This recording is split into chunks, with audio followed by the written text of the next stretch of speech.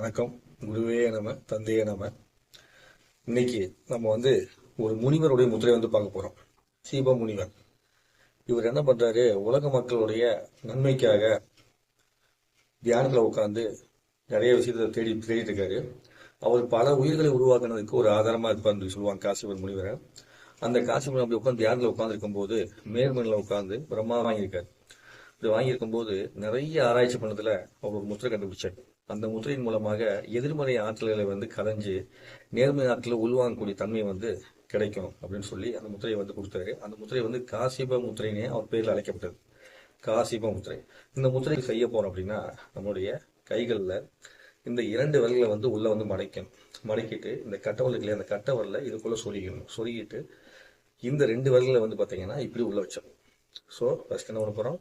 இந்த ரெண்டு விரல உள்ள வச்சுக்கிறோம். அதுக்கப்புறம் இந்த கட்டை விரல உள்ள சொல்லிக்கிறோம். சொல்லிட்டு அதுக்கப்புறமா இதை இப்படி வச்சுக்கிறோம். இப்படி இருக்கும். உங்களுக்கு பார்க்கறதுக்கு ஒரு முஷ்டி மாதிரி இருக்கும்.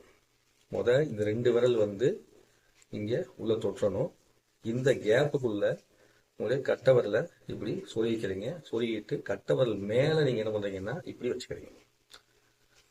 அதே மாதிரி இந்த இதுல இப்படி வச்சு இதில் சொருகி இப்படி வச்சுக்கணும். ஸோ இந்த முத்திரைகளை பார்த்தீங்கன்னா இந்த காசி முத்திரையை இப்படி வச்சுக்கணும். போட்டு கைகளை போட்டு அமுத்தலாம் கூடாது. ரொம்ப ரிலாக்ஸாக இருக்கணும். ரொம்ப ரிலாக்ஸாக நீங்கள் உள்ள வச்சுட்டு நீங்கள் முத்திரையை மடி மேலே வச்சுக்கிட்டு அப்படியே அமைதியாக கண்களை மூடி உங்களுக்கு சுவாசத்தை நீங்கள் ஆழமாக உள்ளெடுத்து வெளியிடணும். சுவாசத்தை ஆழமாக உள்ளெடுத்து வெளியிட தொடங்கணும். அந்த மாதிரி சுவாசத்தை ஆழமாக உள்ளெடுத்து வெளியிடும் போது உங்களுக்குள்ள எதிர்மறையான ஆற்றல்கள்லாம் வெளியே போயிட்டு நேர்மை ஆற்றல் அதிகமா உள்ள வரும். மனம் அமைதி பெற தொடங்கும். அதுபோக சுவாச மண்டலம் அப்படிங்கிறதுல இருக்கக்கூடிய இடர்பாடுகள் சரியாக தொடங்கும்.